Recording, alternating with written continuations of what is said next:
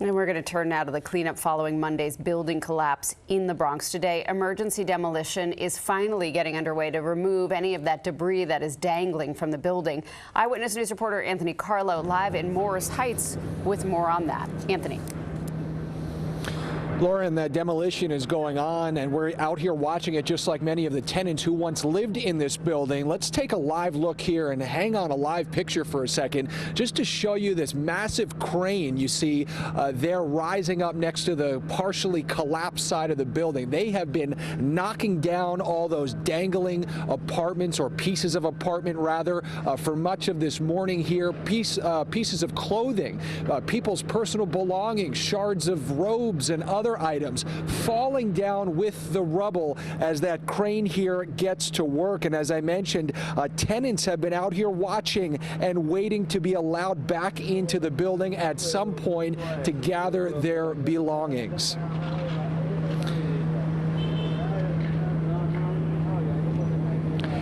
And crews out here again all morning just demolishing the collapsed portion of the building. You know, we spoke to one family off camera. They're not ready to get on camera for all of this, but they tell us they live on the top floor. Their cats, as recent as today, still in their apartment in cages.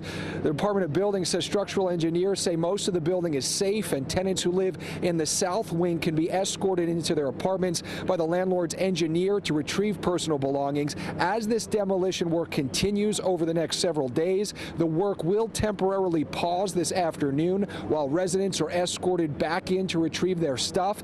Tenants say the building has been crumbling long before Monday's collapse, now playing the waiting game, and they have a message for the city.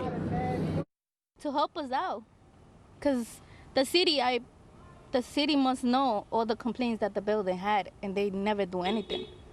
It was. Hey guys, you don't know that.